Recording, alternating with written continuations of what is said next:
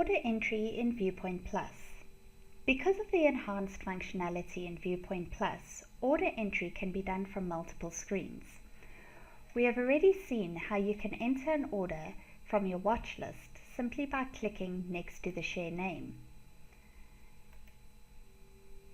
This will bring up an order entry screen.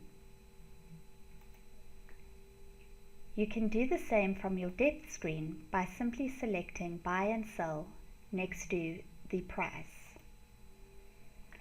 Once again, your full order entry ticket will come up once you select this.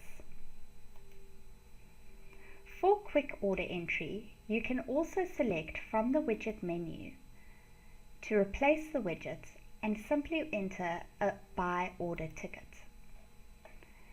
This is a quick order entry that does not have any of the advanced features we've seen in the main order entry tickets. From here, you can select the account you'd like to trade on simply by selecting on the drop-down. You can then enter the share and select the share from the drop-down. From here, you can toggle between buy and sell depending on which trade you'd like to place. You'll also have the option to buy by volume or buy by value. When buying by volume, you can then select the volume or type in the volume that you would like to buy. Under order type, you can select either to place a limit order or a market order.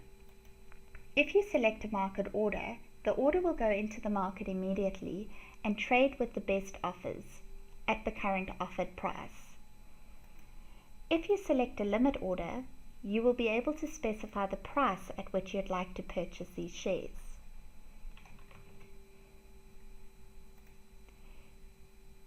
From lifetime, you'll be able to select end of day, good until cancelled, or good until date. If you select good until date, you will then have the option to determine what expiry date you would like for this order. Simply click on the calendar and select a date from the drop-down below. Once you are happy with your order, you can then select place buy order and this order will go into the market. You can also select to buy by value or sell by value. To do this, simply click on value, enter the total consideration of the trade, and the volume will populate based on the last traded price. Once again, you'll have the option of selecting a limit or a market order. And if you select limit order, you will need to put in a limit order price for this trade.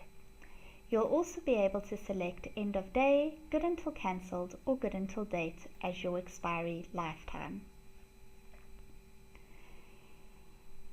You will also see you have buy and sell buttons at the top of the screen. These will bring up the comprehensive order pad on the side. From here, you can select the account you'd like to trade on and then enter the share code. From the drop-down, you can then select the share you'd like to trade in. You'll notice that an order summary will come up on the left-hand side of the order entry tickets.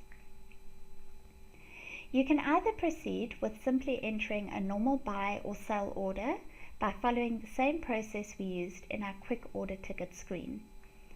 Here you can select to buy by volume or by value, put in the volume of shares you'd like to purchase, select whether it's a limit or a market order, and then stipulate the limit price. You will see that the fees will be calculated as well as the net estimated value of the trade. From this screen, you'll also have the option to add a contingency strategy in place.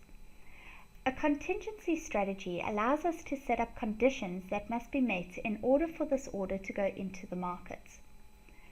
We'll be able to select regular or trailing. A regular stop loss can be set up by simply clicking on the regular button and then setting up the conditions that must be met in order for this order to go into the market.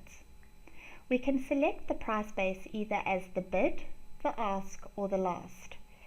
If we select bid, this will only trigger and the order will only go into the market if the best bid price in the market meets a specific condition. If we select last, this order will only trigger and go into the market if the last traded price meets a specific condition. From here, we can then select the condition that we'd like to be met in order for this trade to trigger. We can either select less or equal to, less than, greater than, or greater and or equal to.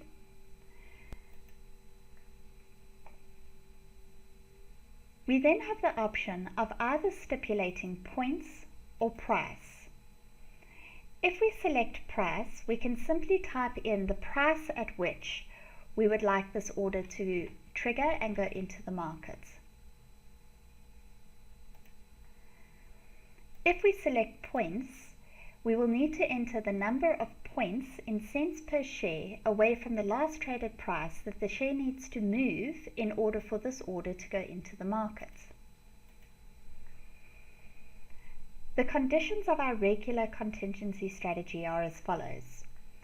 If the last traded price of Old Mutual is greater than or equal to 14, we would like to enter the following buy order. We can then move on to the order that we would like to place in the market if those contingency measures are met.